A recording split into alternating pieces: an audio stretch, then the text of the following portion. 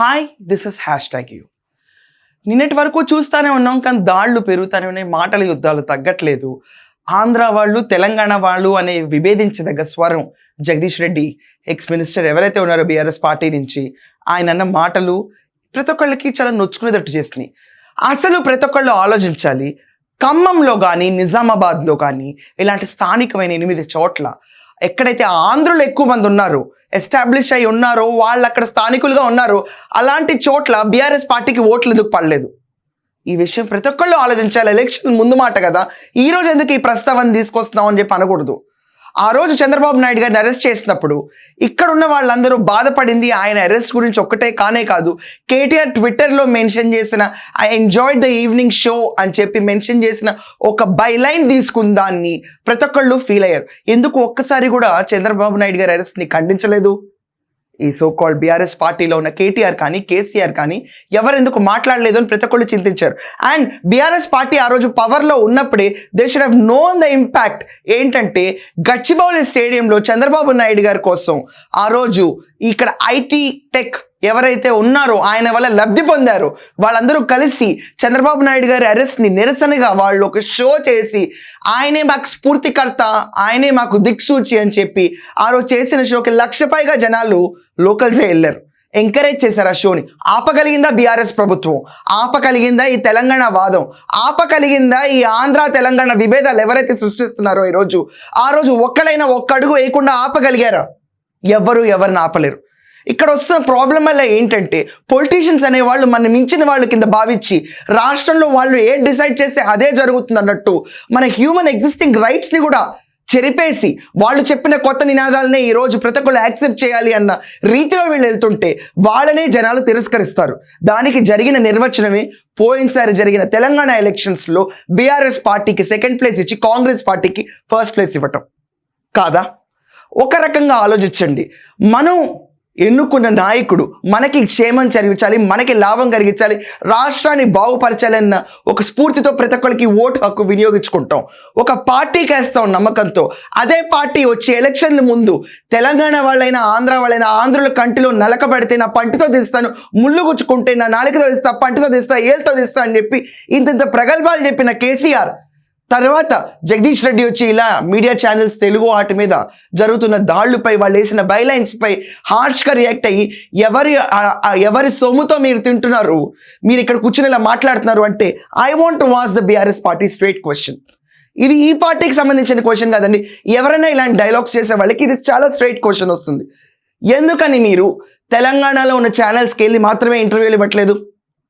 Social media అవనండి, main stream అవనండి, మీకెందుకు తెలంగాణలో ఉన్న ఛానల్స్ సరిపోవా? వెళ్ళచ్చు కదా, సరిపోతుంది కదా. ఎన్నికల ముందు ఆఖరికి మీ పార్టీ 25 ఏళ్ళు పూర్తయిందన్నప్పుడు కూడా మీరు ఇంటర్వ్యూలు ఇచ్చింది ఆంధ్ర ఛానల్స్ కాదా? మీ గురించి రాసింది ఆంధ్ర పేపర్లు కాదా? మీ గురించి విశ్లేషించింది ఆంధ్ర సోషల్ మీడియా కానే కాదా? ఆంధ్రాని ఎందుకు మెన్షన్ చేస్తున్నారంటే ఈ విభజన వీళ్ళు చెప్పే ముందు దాకా ఎవరికీ లేదు, కానీ వీళ్ళు సృష్టించి మాట్లాడిన తర్వాత ఆంధ్ర తెలంగాణ అన్న విభజన కింద ఎవరు ఎంత సహాయకంగా ఉన్నారనేది ఎక్స్ప్లెయిన్ చేయాల్సిన సిచ్యువేషన్ ఖచ్చితంగా ఏర్పడింది ఈరోజు ఈ తెలంగాణ రాష్ట్రంలో. అందరికీ తెలుసు తెలంగాణలో ఉన్న ఛానల్స్ కానివ్వండి వీటన్నిటికీ రీచ్ అంత లేదు. మన మాట జనాల దగ్గరికి చేరాలన్నా, మనం గెలవాలన్నా, మనకు ఒక సత్తా చూపించాలన్నా, జనాల దగ్గరికి మనం ఇంత గొప్ప అని చెప్పాలన్నా కమ్యూనికేట్ చేయడానికి కావాల్సింది ఆంధ్ర పోడియమ్స్ మాత్రమే. వద్దా? ఈ రకంగా చూసుకుంటే తెలంగాణ వాళ్ళు అవనండి, ఆంధ్ర వాళ్ళు అవనండి, వేరే రాష్ట్రంలో ఉన్న వాళ్ళందరండి వేరే దేశాలకు సెటిల్ అవుతున్నారు, అక్కడ స్థానికులుగా ఉంటున్నారు, సిటిజన్షిప్ కూడా తీసుకుంటున్నారు. మీ వైఖరి వాళ్ళ మీద ఆ దేశం వాళ్ళు అవగలిస్తే వాళ్ళ పరిస్థితి ఏంటి? ఎప్పుడైనా ఆలోచించారా ఇది? మా బేసిక్ హ్యూమన్ రైట్, మాకు పెట్టుబడులు ఎక్కడ కావాలంటే అక్కడ పెట్టుకోవచ్చు ఇండియాలో.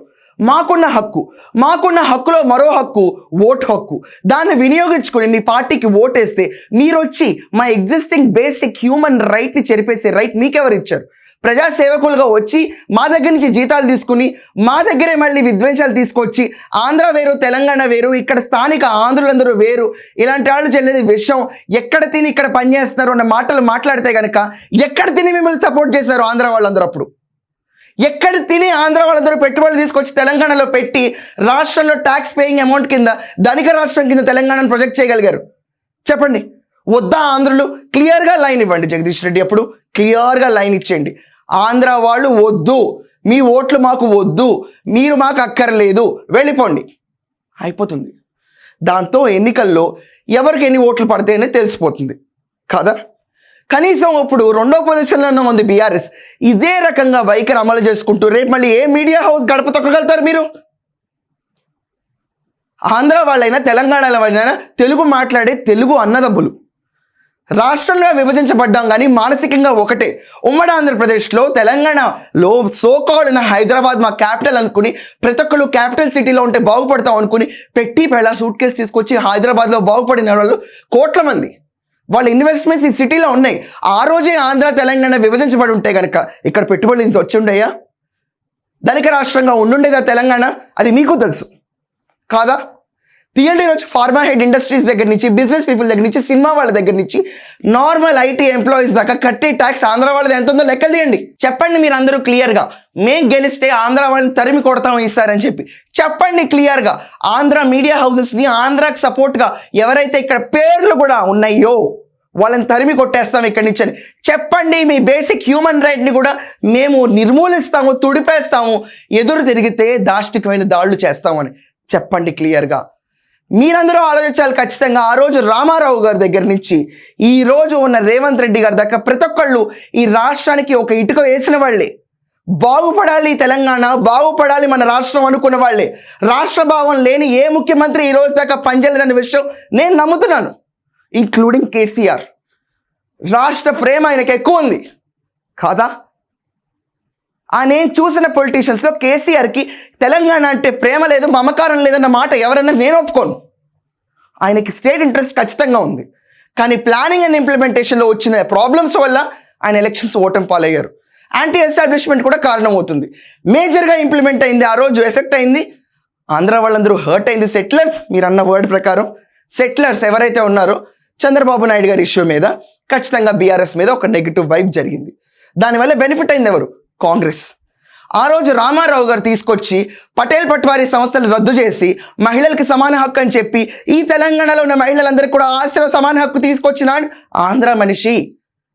మర్చిపోయారా? తర్వాత వచ్చిన చంద్రబాబు నాయుడు గారు ఈరోజు హైటెక్ సిటీ, పెద్ద పెద్ద భవనాలు, ఇన్ఫ్రాస్ట్రక్చర్, ఐటీ రంగం హైదరాబాద్కి హబ్గా మారటానికి బెంగళూరు తర్వాత కారణమైన వ్యక్తి. మీరు అన్నట్టు ఈ విభజించిన ఆంధ్రప్రదేశ్లో స్లోగన్ కింద తీసుకురావాలంటే ఆంధ్ర వ్యక్తి. మర్చిపోయారా? దాని తర్వాత వచ్చిన రాజశేఖర రెడ్డి గారు రైతులకి కరెంటు ఉచితంగా ఇచ్చి, తక్కువ ధరల్లో ఇచ్చి, బియ్యం తక్కువ ధరలో ఇచ్చి, పెన్షన్లు పెంచిన వ్యక్తి ఎవరు? ఆంధ్ర వ్యక్తి. మర్చిపోయారా? ప్రతి ఒక్కళ్ళు మర్చిపోయే మాట్లాడుతున్నారా? తెలంగాణనే మిన్న ఆంధ్రప్రదేశ్ మిగతా ఆంధ్రప్రదేశ్ కంటే అన్న స్పీడ్లో డెవలప్ అయింది కాబట్టి హైదరాబాద్ ఈ స్థితిలో ఉంది. ఒకవేళ ఆంధ్రప్రదేశ్ విభజించబడుతుంది, ఏదో ఒక రోజు వెళ్ళిపోవాలి, తట్టా బుట్టా పుచ్చుకుని వెళ్ళిపోవాలి, బీఆర్ఎస్ అని ఒక పార్టీ వస్తుంది, ఆ పార్టీ వచ్చి ప్రతి ఒక్కరిని మీరు ఆంధ్ర వాళ్ళు, మీరు తెలంగాణ వాళ్ళు అని విభజించబడుతుందంటే ఎవడన్నా ఇక్కడ రూపాయి పెట్టుండేవాడా? ఈ అవమానాలు, చిత్కారాలు భరించడానికి ఎంతమంది ఇష్టపడతారు ఈరోజు? ఆలోచించండి. తెలంగాణ ఉద్యమాన్ని ఆంధ్ర పేపర్లోని ఏదైతే పేర్కొంటున్నారో మీరు, Andhra social media paper, TV channels ఏదైతే మీరు అనుకుంటున్నారో వాళ్ళు ప్రచారం చేయకపోయి ఉంటే తెలంగాణ ఉద్యమం ప్రాపర్గా కవర్ అయి ఉండేదా? చెప్పండి. ఈ రోజు దాకా ఆంధ్ర వాళ్ళకి ఆ భావం లేదు, తెలంగాణ ఆంధ్ర అని. కానీ ప్రస్ఫుటంగా బీఆర్ఎస్ పార్టీ వాళ్ళు ఆంధ్ర వాళ్ళంటే నేను కూడా ఒక ప్రశ్న అడుగుతాను ఈరోజు. బీఆర్ఎస్ పార్టీ ఏమన్నా వచ్చి మాకు అడ్డం తినిపిస్తుందా? మాకు దిన ఖర్చులు ఇస్తుందా? మమ్మల్ని పెంచి పోషించిందా? మాకు ఖర్చులన్నిటికీ దాని లెక్క జవాబుదారీ కింద కూర్చుని మాకు ఆదరణగా ఉందా? మీరెవరు ఈ మాట చెప్పడానికి? ఎక్కడ తిని ఇక్కడ మాట్లాడుతున్నారని. ఈ రాష్ట్రమే కాదు, ఏ రాష్ట్రంలో వెళ్ళి కూర్చుని వ్యాపారాలు చేసే హక్కు ప్రతి ఒక్కళ్ళకు ఉంది. Who are you to discriminate that? Who are you? Phone tapping అనేది ఒకటి జరిగింది, కాళేశ్వరం అనేది ఒక ఎర్రర్ జరిగింది అని చెప్పి ఆరోపణలు ఫేస్ చేస్తున్నప్పుడు ఖచ్చితంగా బ్లేమ్ చేసేది రాష్ట్ర పెద్దనే తప్ప కింద ఉన్న వగేరా శాఖలను ఎవరు బ్లేమ్ చేయరు కాదా? ఇదే ఒకవేళ రేవంత్ రెడ్డి టెన్యూర్లోనో చంద్రబాబు నాయుడు టెన్యూర్లోనో జరుగుంటే కనుక ఇమ్మీడియట్ బరాబర్ బురద తీసి పేడ కొట్టి ఇటుకలా కొట్టేవాళ్ళు సోకాల్డ్ ఈ బీఆర్ఎస్ మాట్లాడే మనుషులే ఈరోజు కాదా? కానీ ఇక్కడ అది కూడా జరగట్లేదు. ఆరోపణలు ఫేస్ చేస్తున్నప్పుడు వేరే కేసీఆర్ అని అడుగుతున్నారు అందరూ. సీఎం ఆయనే, 10 ఏళ్ల పాటు రాష్ట్రానికి సీఎం ఆయనే. ప్రైవేట్ పీపుల్ లైఫ్లోకి ఫోన్ ట్యాపింగ్ ఎందుకు వెళ్ళిందని అడుగుతున్నారు. తప్పే ఉంది ఇంట్లో. It's a bare existence of anyone's privacy. దాన్నే క్వశ్చన్ చేసే సిచ్యువేషన్కి వచ్చి దాన్నే ట్యాపింగ్ చేసే సిచ్యువేషన్ వచ్చినప్పుడు హలో లక్ష్మణ ఆ రోజున్న ఈ రాష్ట్రానికి పెద్ద దిగ్గు ఎవరు అంటే కేసీఆర్, అంటే కేసీఆర్ నడక్క ఇలా వెళ్తున్న విశ్వేశ్వరరెడ్డిని అడుగుతారు అందరూ. చెప్పండి. తమ్నేల్స్ పెట్టుంటే తమ్నేల్స్ మార్చని ఒక హెచ్చరిక ఇచ్చి తర్వాత ఛానల్ మీద దాడి చేసి ఉండాల్సింది. పెద్ద విషయం ఏం కాదు, మార్చకపోయి ఉంటే దాడి చేసి ఉంటే పోయేది. కానీ వీళ్ళు ఆంధ్ర వాళ్ళు కాబట్టి వీళ్ళని వేలెత్తి చూపించి వీళ్ళని కొడతాము, తెలంగాణ ఎవరు జాగీర్ అని చెప్పి. ఎవరు జాగీరి ఇండియా? అసలు ఏ పార్టీకి జాగీర్ ఇండియా? మా అందరి జాగీర్. ప్రతి ఒక్కడు ఈ దేశంలో ఉన్న ప్రతి ఒక్కడు జాగీర్, వాటి ట్యాక్స్ మనీతో రన్ అవుతున్న దేశం ఇది. తీసుకొచ్చి సొంత ఆస్తులు ఏమైనా రాస్తున్నారా? ప్రతి ఒక్క పొలిటీషియన్ ఈరోజు ఇండియాలో చూసుకుంటే పాలిటిక్స్కి రాకముందు, పాలిటిక్స్ తర్వాత వాళ్ళు సంపాదించినంతగా కామన్ మ్యాన్ ఒక్కరోజు సంపాదించలేడు. ఈరోజు వింతలు, విడ్డూరాలు, ఐశ్వర్యాలు మీకే జరుగుతాయి తప్ప నార్మల్ ఓటర్కి ఈ రోజు దాకా ఒక్కసారి కూడా ఇంత గణాంకాల్లో ఆస్తులు పెరగడం ఎక్కడైనా చరిత్రలో ఉందా? చూపించండి మీరు ఒక్కసారి. ఒప్పుకుంటాం గొప్పవాళ్ళని చెప్పి. ఒక్క పొలిటీషియన్ చూపించండి ఈరోజు నాకు. ఏ పొలిటీషియన్ అయితే మీటలుగా ఆస్తులు లేకుండా ఉన్నాడు? ఎలక్షన్ల ముందు దాకా వాళ్ళకి జీవనోపాధి కూడా ఉండదు, గడవడానికి నెలసరి ఖర్చులు కూడా ఉండవు. కానీ ఎలక్షన్ అయిన వెంటనే కోట్లకి పడగలెత్తుతారు ప్రతి ఒక్కడు. ఎలా స్వామి, ఎలా? మీకు అంత వ్యవహార శైలి వచ్చి అంత బిజినెస్ మ్యాగ్నెట్సే మీరై ఉంటే రాష్ట్రాన్ని అప్పుల పాలు రాష్ట్రం కింద ఎందుకు చేస్తున్నారు? మీ వరకు మీరు ప్రాఫిటేరింగ్ బిజినెస్ కింద ఎలా కన్వర్ట్ చేసుకుంటున్నారు? జనాల సొమ్ము వచ్చేటప్పటికి మిమ్మల్ని నమ్మి ఓట్లేసిన తర్వాత రాష్ట్ర ఆర్థిక పరిస్థితిని తీసుకెళ్ళిపోయి అప్పుల పాలు రాష్ట్రం కింద తీయడానికి మీ తెలివితేటలు అంత తక్కువ? మీ దగ్గరకు వచ్చేటప్పటికి ఇంత ఎక్స్పాండెడ్ తెలివితేటలు ఉంటాయి, కానీ రాష్ట్రం దగ్గరకు వచ్చేటప్పటికి ఇంత కుసించుకుపోయిన తెలివితేటలు ఉంటాయి. ఎలా? ఎవరు అడగరా? అడిగితే ద్రోహులా? ట్యాక్స్ డబ్బులు తీసుకునేటప్పుడు మాత్రం మేము అందరం మంచోళ్ళం, ఓట్లు వేసేటప్పుడు మాత్రం ప్రతి ఒక్కళ్ళు మంచోళ్ళు. ఓట్లు అయిపోయి మన పబ్బం గడిపిన తర్వాత ప్రతి ఒక్కడు ద్రోహి అంటే ఎలా? నాకు ఇంకొక విషయం అర్థం కాదు. ఒక తమ్నేల్ పెట్టారని చెప్పి ఒక ఛానల్ మీద దాడికి వెళ్ళారు. Great, fine. నేను అడుగుతున్న విషయం ఏంటంటే, కవితని లిక్కర్ స్కామ్లో ఆరోపిస్తూ ఆమెని తీసుకెళ్ళిపోయి జైల్లో కూర్చోబెట్టి 6 నెలలు ఉంచిన తర్వాత వెళ్ళక ముందు నుంచి వెళ్ళిన తర్వాత దాకా నాకు పార్టీ నుంచి అంత సపోర్ట్ రాలేదని Kavitha herself she has made a statement కాదా? ఆవిడకి ఎందుకు ఇంత సపోర్ట్ రాలేదు? కేటీఆర్ విషయంలో నేను సపోర్ట్ ఎందుకు వచ్చింది నాకు చెప్పండి. ఆవిడ ఏకంగా తీసుకెళ్ళి 6 నెలలు కూర్చోబెట్టారు ఆవిడ చేయని తప్పుకి. She hasn't done a single mistake. Political revenge గేమ్లో బలైపోయిన ఒక స్త్రీ. మరి ఆవిడ కోసం బీఆర్ఎస్ పార్టీ ఎందుకు సపోర్ట్గా ఉంచాలి? ఇది నేను అంటున్న మాటలు కాదు. ఆవిడకి మొన్న ఇచ్చిన ఒక రీసెంట్ ఇంటర్వ్యూలో ఆవిడ పేర్కొన్నారు, బీఆర్ఎస్ పార్టీ నుంచి ఇంతకంటే ఎక్కువ సపోర్ట్ వస్తుందని ఎక్స్పెక్ట్ చేశాను, అసలు రాకపోవటం బాధగా ఉంది నాకు అని. ఎందుకని? మీ సొంత చెల్లెమ్మని మీరు ఎందుకు అలా వదిలేశారు? పార్టీలో ప్రతి ఒక్కరికి చెల్లెమ్మే, చాలామంది కూతురు ఆవిడ, చాలా క్లోజ్గా చూస్తూ ఉంటారు ఆవిడ్ని. ఈరోజు ఆంధ్రలో తెలంగాణ ఇంత మాట్లాడే కంటే ముందు పార్టీలోకి వెళ్ళిపోయి మన కవితమ్మకే మనం సపోర్ట్ ఎక్కువ ఇచ్చుంటే కనుక ఆవిడ జైలుకి వెళ్ళే పరిస్థితి వచ్చుండేదా? ఇంత రిపల్సివ్ ఫోర్స్గా ఉంది ఇక్కడ తెలంగాణలో. మేబీ అరెస్ట్ నాపాలేమో అన్న ఆలోచనలు వచ్చుండే. కానీ ఆవిడ ఫేస్ చేసిన మట్లింగింగ్, ఆవిడకి రిపేర్ అవ్వటానికి, సిచ్యువేషన్ బయటకు రావడానికి it took a long time. Emotional damage, reputational damage, ఒక తమ్నేల్కి ఇచ్చిన డ్యామేజ్కి ఇంపార్టెన్స్, కవిత లిక్కర్లో అరెస్ట్ అవుతుంది డ్యామేజ్ ఇంపార్టెన్స్కి ఎందుకు ఈక్వల్గా ఇవ్వట్లేదు బీఆర్ఎస్ పార్టీ? పొలిటికల్ గేమ్ ఇది. అలాగే పొలిటికల్ గేమ్లో ఈరోజు తీసుకొచ్చి ఆంధ్ర తెలంగాణ పెట్టేస్తున్నారా ఇష్టం వచ్చినట్టు? నంచుకోవడానికి, పంచుకోవడానికి ఇది ఎవరు అబ్బసొత్తి కానే కాదు. ఇది ఒక రాష్ట్రం. ఈ రాష్ట్రంలో ఓటు హక్కు ఉన్న వాళ్ళందరూ హాయిగా నివసించవచ్చు.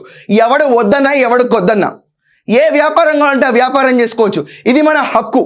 మనని ఇలాంటి ఎదిరించి ఎవడైనా వచ్చి ఇలాంటి పనులు చేయకూడదు, వ్యతిరేకంగా మాట్లాడకూడదు, మాట్లాడితే నరికేస్తాం, నాశనం చేస్తాం, విధ్వంసం చేస్తాం అని ఏ పార్టీ చెప్పినా కూడా ఖండించే రైట్ మనకి బై బర్త్ ఇండియా ఇచ్చింది. ఫ్రీగా లెజిటిమేట్ బిజినెస్ ఎంతైనా చేసుకోవచ్చు, స్వేచ్ఛగా తిరిగే సోల్స్ వాళ్ళందరూ. దీన్ని తీసుకొచ్చి మనం ఓట్లేసి గెలిపించినట్లే మనం తొక్కేస్తాను, బెదిరిస్తాను అంటే ఎవడు కామ్గా ఉండడు. ఆలోచించండి, చెప్పండి బీఆర్ఎస్ పార్టీలారా, శ్రేణులారా, ఆఖరికి కేసీఆర్ గారు, కేటీఆర్, మీరు కూడా చెప్పండి. ఆంధ్ర వాళ్ళు వేస్ట్, వీళ్ళ ఓట్లు మాకు వద్దు, ఆంధ్ర వాళ్ళు మాకు సమానులు కాదు, వీళ్ళు వెళ్ళిపోండి అన్న మాట మీకు ఉంటే కనుక డైరెక్ట్గా చెప్పండి. దాని ప్రకారమే 4 ఏళ్లతో వచ్చే ఎలక్షన్లో రిపర్కషన్స్ మీరే ఫేస్ చేద్దరు. కానీ ఇది కనుక క్లిక్ అయ్యి మీకు తెలంగాణ ఓట్ బ్యాంకే పెరగచ్చు. లేకపోతే సత్తా చూపించాలి అనుకుంటే కనుక ఈ సో కాల్డ్ బైఫర్కేట్ ఏదైతే చేస్తున్నారో వీళ్ళందరూ, అప్పుడు కాంపిటీషన్ అనేది కాంగ్రెస్కి ఇక్కడున్న బీజేపీ థర్డ్ పొజిషన్లో ఉన్న బీజేపీ, టీడీపీ, జనసేన కలిసి వచ్చే కూటమి మధ్యలో ఉంటుంది తప్ప మీరు సెకండ్ నెంబర్ గేమ్లో కూడా ఉండకపోవచ్చు. It is not high time. ఇప్పటికైనా జరిగిన విషయాల్ని ఖండిస్తూ ఆంధ్ర వాళ్ళు తెలంగాణ వాళ్ళు ఒకటే అని మాట్లాడుతూ బిజినెస్లో ఒక్కటే వాడుకోవడం కాదు, పెరుగులో మామిడికాయ మొక్కలు కాదు వీళ్ళు మనలాగే సాధారణమైన మనుషులు.